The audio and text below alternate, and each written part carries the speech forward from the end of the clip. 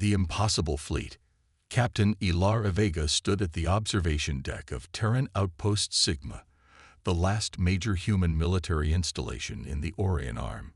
Through the reinforced viewport, she watched the remnants of Earth's once proud fleet limping back from another devastating encounter with the Xerian Collective. 14 ships had departed 3 days ago. Only 5 returned. How many did we lose? She asked without turning. Admiral Kaito Nakamura's reflection appeared in the glass beside her. His face, once youthful and optimistic, now carried the weathered lines of a man who had ordered too many to their deaths. 732 confirmed, he answered. 3 ships destroyed, 6 captured. The Intrepid managed to scuttle herself before the Xerians could board. Ilara's jaw tightened. The Intrepid had been captained by her academy roommate, Sophia Dias. Another name to add to the memorial wall. Another friend lost to the endless war. They're getting better at predicting our jump coordinates, Kaito continued. Our tactics aren't working anymore. None of our tactics have worked since Geneva fell, Ilara replied. We've lost 23 colonies in 8 months. At this rate, humanity will be extinct within 2 years. A new voice interrupted. Dr. Marcus Chen entered the observation deck, his disheveled appearance suggesting he hadn't slept in days. The physicist had been working around the clock since the fall of Earth, obsessed with finding a solution to humanity's imminent extinction. The Xerian technology is too advanced, Marcus continued. Their ships can outrun us, outgun us, and their shields can withstand anything we throw at them. We can't beat them with conventional warfare. Tell us something we don't know, Doctor, Ilara said, her voice edged with fatigue. Marcus's eyes gleamed with something Ilara hadn't seen in months. Hope. What if we stop thinking like humans? He asked. The Xerians expect us to build bigger, faster ships, to follow the same technological progression they and every other spacefaring species have followed. But what if we build something they can't possibly imagine? He activated his datapad, and a hologram filled the center of the room. It displayed a small planetoid, Ceres, the largest object in Earth's asteroid belt, surrounded by massive engines and structural reinforcements. You want to put engines on Ceres? Admiral Nakamura asked incredulously. Not just engines, Marcus replied. I want to convert Ceres into the largest warship ever conceived. A planet ship.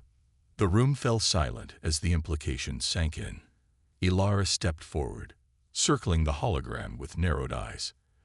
The energy requirements would be astronomical, she said, not to mention the structural integrity problems.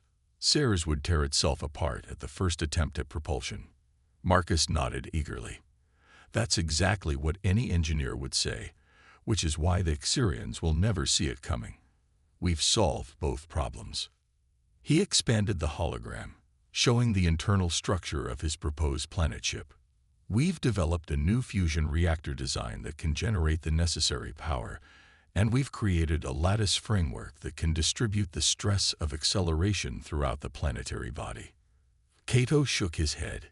Even if this were possible, the resources required are exactly what we have. Marcus interrupted. We've lost almost everything, Admiral. But what we still have are the resource-rich moons and asteroids of Saturn and Jupiter systems. The Xerians consider them too insignificant to bother with. But with those resources, we can build something they've never encountered before. Ilara studied the design, her tactical mind already calculating the strategic advantages.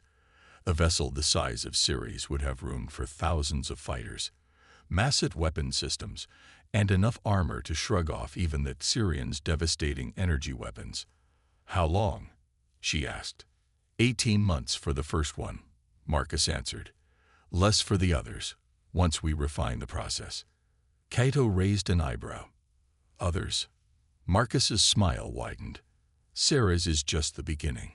There are dozens of suitable dwarf planets and large asteroids in our solar system alone.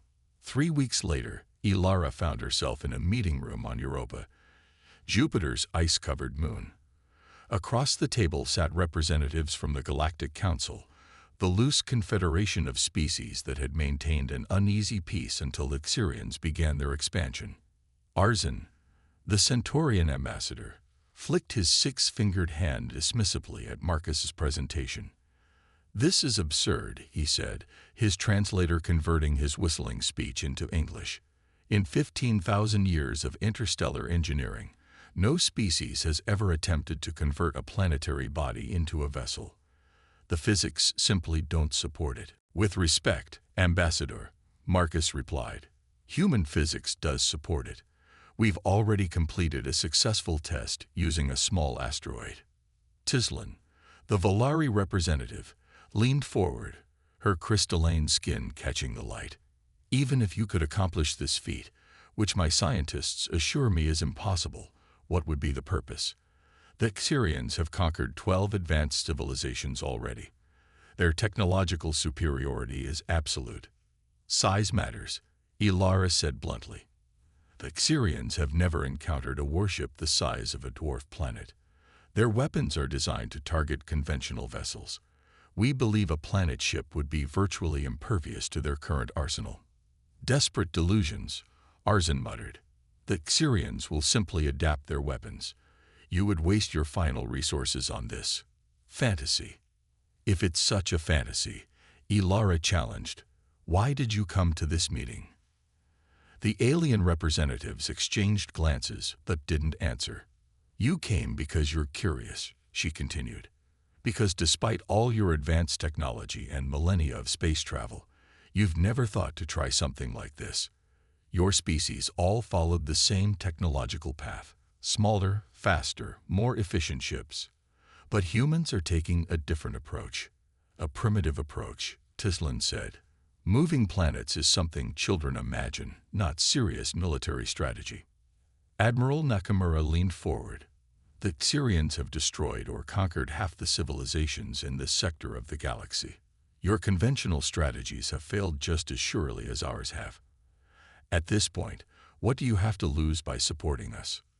"Resources," Arzan replied instantly. "Time. Lives.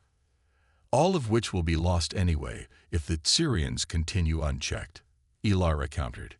The meeting ended without the alien support they'd hoped for.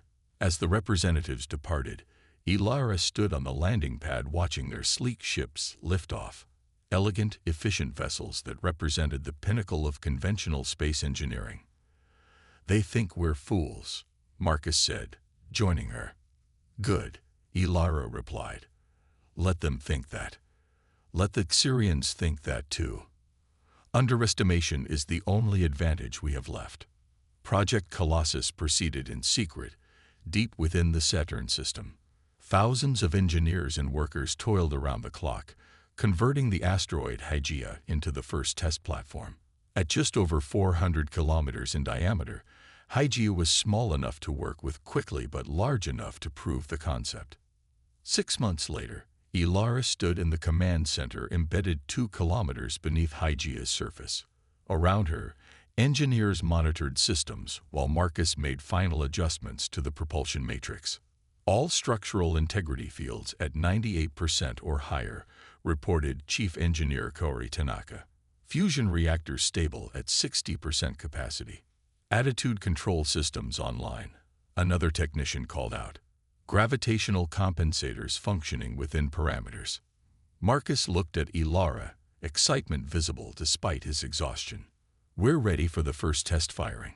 10% thrust, 5-second burn." Ilara nodded and opened a channel to all stations.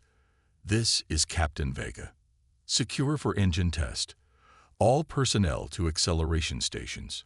Throughout the massive asteroid, people strapped themselves into specially designed couches that would protect them from the unprecedented forces about to be generated. "Commence firing sequence," Ilara ordered. The countdown appeared on every screen in the command center. As it reached 0, Ilara felt a deep vibration through the floor, building rapidly to a thunderous rumble that shook her bones. "Thrust nominal," Marcus shouted over the noise. "Structural integrity holding." On the main view screen, telemetry data showed Hygeia moving. Slowly at first, then with gathering momentum. For 5 seconds, humanity held its breath. Then the engines cut off exactly as programmed. The command center erupted in cheers. People embraced, wept, laughed hysterically. They had done it. They had moved a world. Position change confirmed, reported the navigation officer, her voice trembling with excitement. HFY has shifted orbit by 73 kilometers. All systems nominal. Ilara allowed herself a small smile as she studied the data. The test had succeeded beyond their most optimistic projections. With the concept proven, they could now proceed to the main project, converting Ceres into humanity's first true planet ship. 3 days later, as preparations began to move the operation to Ceres, alarms blared throughout the command center. A fleet of Syrian warships had appeared at the edge of the Saturn system. How did they find us? Kaito demanded, rushing into the command center. Marcus's face went pale as he studied the incoming data. They're not random patrol ships. They're heading directly for HFY. Someone told them. Ilara's mind raced through possibilities. The alien representatives from the Galactic Council. A spy in their own ranks. It didn't matter now. How long until they reach us? She asked. 23 minutes, came the reply. Ilara looked at Marcus. Can HFY fight? He shook his head. The weapons systems aren't installed yet. We have minimal point defense, nothing that could handle a Syrian destroyer, let alone a full battle group. Then we run, Ilara decided. Prepare for maximum emergency thrust. We'll use Saturn's rings for cover while we make a break for the Jupiter system. As the station mobilized for emergency operations, Ilara stared at the approaching Syrian ships on the tactical display. They were sleek, predatory vessels, their hulls gleaming with an otherworldly alloy that seemed to drink in light rather than reflect it. For the first time since Project Colossus began, doubt crept into Ilara's mind. They had proven they could move a planet, but could they turn it into a weapon capable of standing against the most fearsome armada the galaxy had ever known? The future of humanity would depend on the answer. Defiance beyond measure. The Syrian plasma barrage lit up Saturn's rings like a curtain of fire. Aboard HFY's command center, emergency lighting cast red shadows across grim faces as damage reports flooded in. Hull breach on level 7, shouted a technician. Atmospheric containment holding. Reactor 3 is offline, reported Kaori Tanaka, her hands flying across multiple interfaces, rerouting power through secondary couplings. Ilara gripped the command rail as another impact shook the asteroid. Status on the jump engines. 87% charge, Marcus replied, his face illuminated by the blue glow of his console. We need 3 more minutes. We don't have 3 minutes, Kaito said grimly, pointing to the tactical display. 3 Syrian destroyers had broken formation and were accelerating toward them, their weapon systems pulsing with energy. Ilara made a quick decision. Dump all non-essential power to the engines. Life support, gravity control, everything except minimal shielding. Give me all the thrust you can. That will cause significant structural strain, Marcus warned. The reinforcement lattice isn't fully integrated yet. Better structural strain than Syrian captivity, Ilara replied. Do it. Throughout the massive asteroid, gravity fluctuated wildly as power was diverted. In the outer sections, temperatures plummeted as life support systems powered down to minimal levels. But in the propulsion chambers, the massive fusion reactors burned white-hot, channeling unprecedented energy into the drive system. HFY lurched forward with sudden acceleration, catching the Syrian vessels by surprise. The massive asteroid moved with a speed that defied conventional physics, plunging deeper into Saturn's rings. Ice particles and rocky debris deflected harmlessly off its bulk, but wreaked havoc on the pursuing Syrian ship's more delicate sensor arrays. It's working, Marcus exclaimed. They're falling behind. Jump engines at full charge, announced the engineering officer. Ilara took a deep breath. Initiate jump sequence. Space twisted around the asteroid as the experimental jump drive activated. Unlike conventional ships that slipped neatly between dimensions, moving a mass the size of Hygeia required tearing a massive hole in space-time itself. The strain on the fabric of reality was visible as a rippling distortion that spread outward from the asteroid. Then, with a flash of light that temporarily blinded the sensors of every ship in the Saturn system, Hygeia vanished. The jump to Jupiter space was rougher than anyone had anticipated.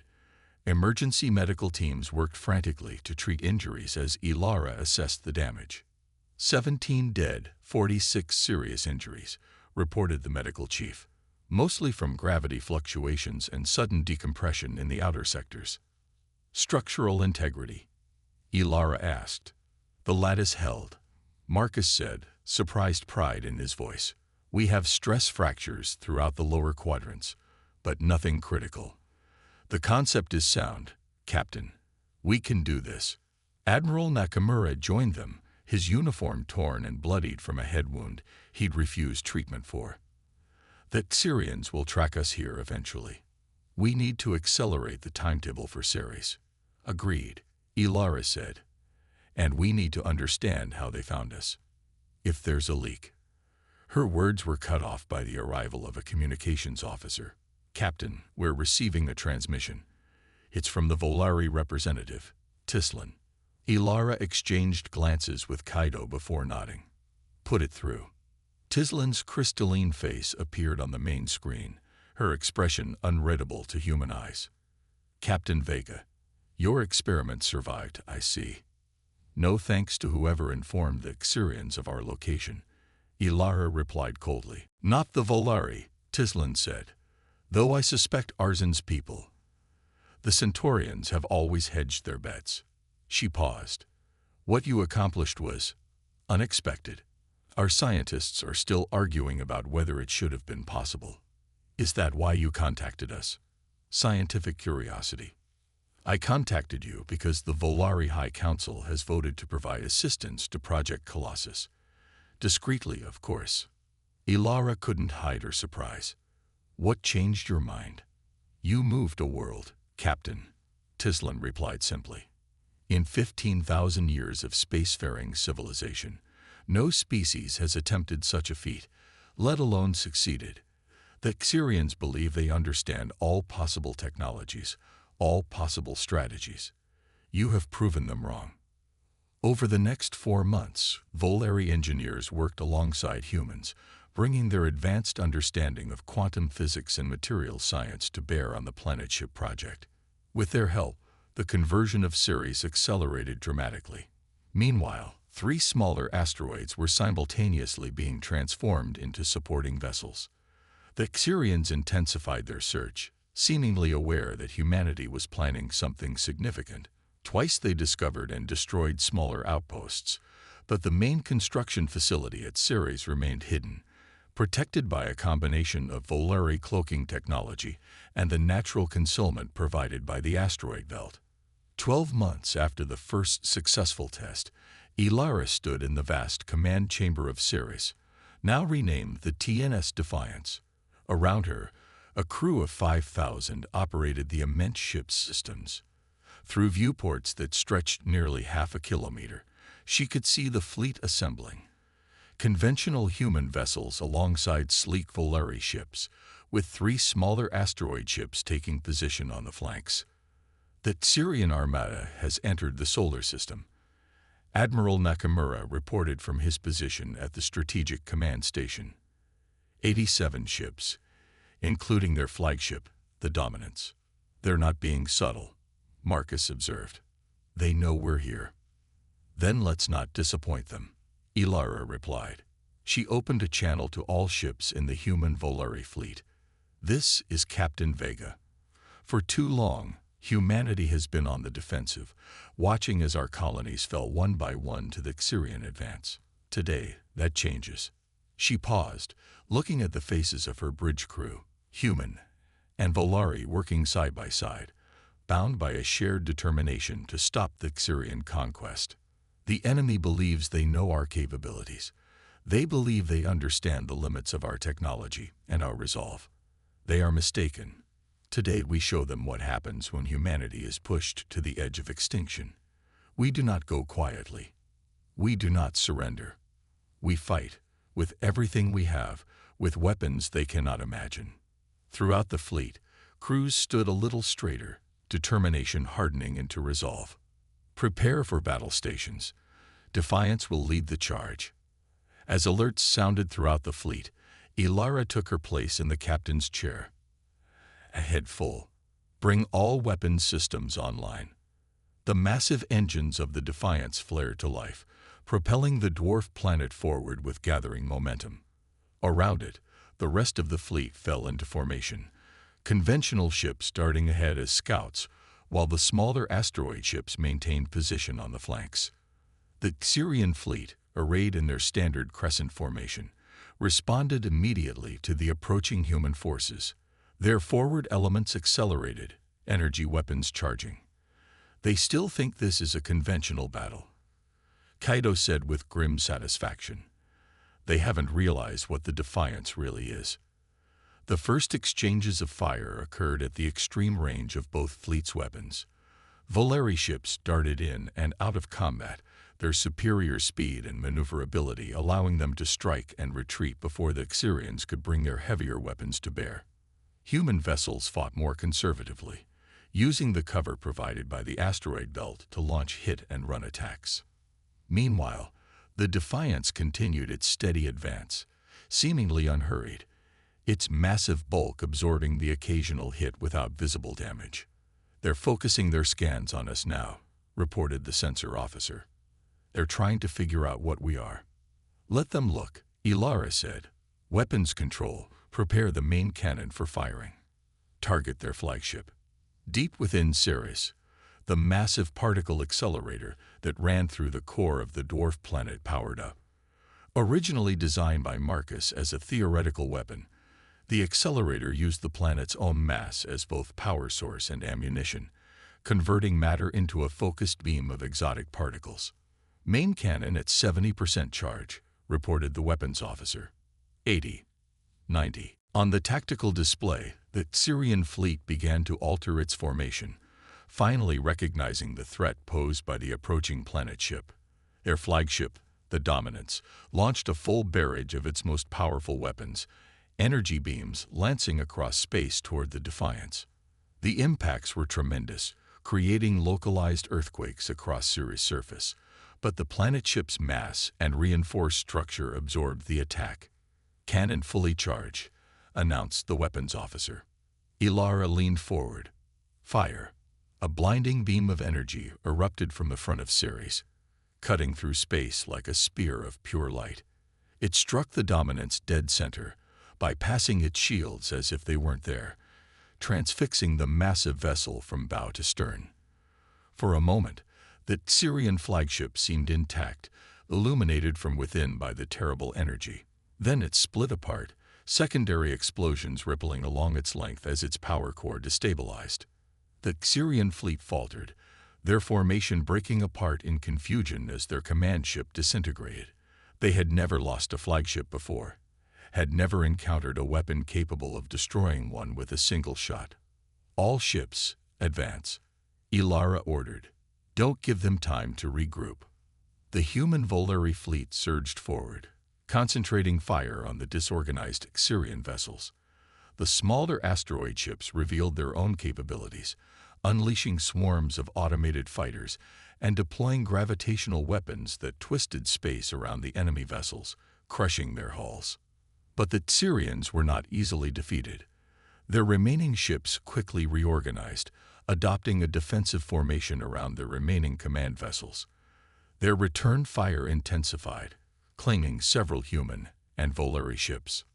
A massive blast rocked the Defiance, stronger than anything before. Emergency sirens wailed as damage reports flooded in. They've adapted their weapons, Marcus said urgently. They're targeting the same spot repeatedly, trying to penetrate to the core. Structural integrity at 62% in the forward quadrant, reported Corey. We can't take many more hits like that. Ilara studied the tactical situation. The Xerians were cunning adversaries, already adapting to the unexpected threat of the planet ships. But they still didn't understand the full scope of humanity's plans. "Signal the Enceladus group," she ordered. "Execute Operation Emergence." Far across the solar system, hidden in the ice rings of Saturn, 5 more planet ships, each converted from a mid-sized moon, activated their engines simultaneously. They had been concealed for months, their construction masked by the very ice fields that had once formed their surfaces. As the battle raged in the asteroid belt, sensors on both sides detected the new arrivals. Massive objects accelerating toward them, each comparable to the Defiance in size. "Impossible," whispered a Xyrian commander, watching the approaching vessels on his tactical display. How could they build so many? The Xyrian fleet found itself caught between the Defiance's battle group and the approaching reinforcements. Their tactical advantage evaporated as they were forced to divide their attention and their firepower. "Now, Marcus," Ilara said, "show them what humanity is really capable of." Marcus nodded and activated a sequence he had kept hidden, even from most of the Defiance's crew. Throughout the dwarf planet, specialized equipment powered up, generating a field that extended far beyond its physical boundaries. "Quantum entanglement field active," Marcus reported, linking with the other planet ships now. Space itself seemed to ripple as the 6 massive vessels established quantum connections with each other. Energy began to flow between them, building in intensity, forming visible arcs of power that danced across the void. "What are they doing?" demanded a Xyrian officer as his sensors went haywire. The answer came in the form of a singularity, a controlled black hole that formed in the center of the Xyrian fleet, created by the combined gravitational manipulation of all 6 planet ships working in perfect synchronization. Ships caught in its pull were stretched and torn apart, their advanced hulls no match for the fundamental forces of physics itself. In less than an hour, it was over. The remnants of the Xyrian fleet retreated, jumping to faster-than-light speeds with barely half their original numbers intact. For the first time since they had begun their expansion, the Xyrians had been decisively defeated. Aboard the Defiance, the celebration was tempered by the knowledge of what had been sacrificed to achieve this victory. Thousands had died, both human and Volari. The planet ships themselves bore the scars of battle, sections of their surfaces melted or cratered by Xyrian weapons. But they had won.